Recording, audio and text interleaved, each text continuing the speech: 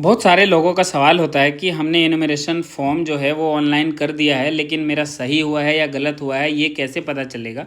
तो सबसे पहले हम देखेंगे कि अगर किसी ने ऑनलाइन किया है जिसका वेरीफाई एंड कंटिन्यू ऐसे आ रहा है तो समझ लीजिए आपका सब कुछ सही है और आपका ऑनलाइन जो है बिल्कुल सही हुआ है।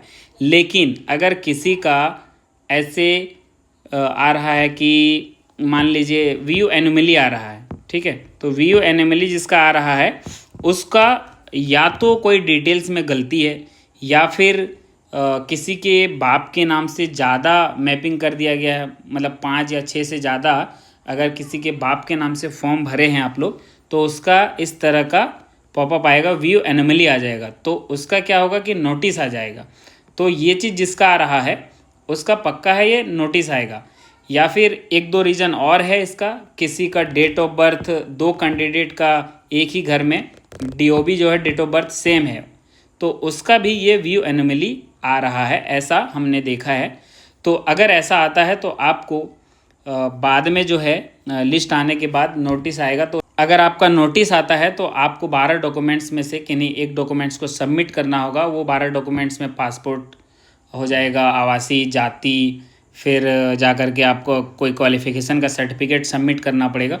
तो उस परेशानी से बचने के लिए अभी सबसे पहले आपको देखना है कि मेरा जो फॉर्म है वो कैसे वेरीफाई, जो ऑनलाइन किया गया है उसमें क्या बताया। वेरीफाई कंटिन्यू है तो सब कुछ ठीक है, लेकिन अगर व्यू एनोमली आ रहा है, अगर व्यू एनोमली आ रहा है तो फिर आपका कुछ ना कुछ गलती है और कुछ डिटेल्स गलत होने के बाद भी ये चीज़ आता है। अगर माँ बाप का नाम बहुत गलती है 2003 और अभी के, तो उसका भी ये सब चीज़ें आ रहा है व्यू एनोमली, तो उसको कहीं ना कहीं दिक्कत होगा और उसका नोटिस आएगा, ये पक्का है।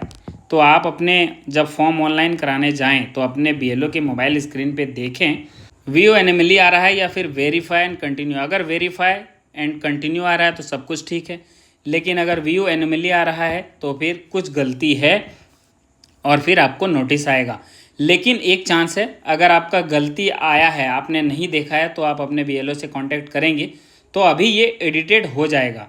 और ये एडिट हो जाएगा तो वहाँ से पता चल जाएगा कि किस कारण आ रहा है। तो अगर जो डिटेल्स में है उसमें बहुत ज़्यादा गलती है तो उस डिटेल्स को सुधारा जा सकता है।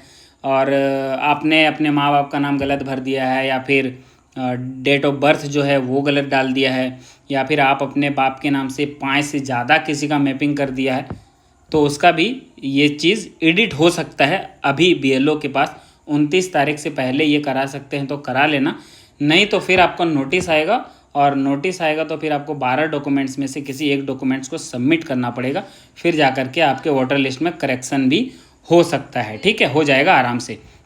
तो उस परेशानी से बचने के लिए अभी बीएलओ से कांटेक्ट करें, और एडिट का ऑप्शन है तो कर सकता है बीएलओ, ऐसा भी चांस है।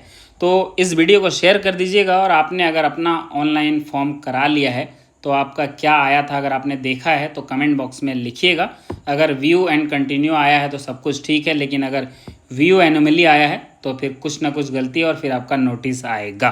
तो इस वीडियो को शेयर कीजिएगा। मिलते हैं नेक्स्ट वीडियो पे। Thank you so much.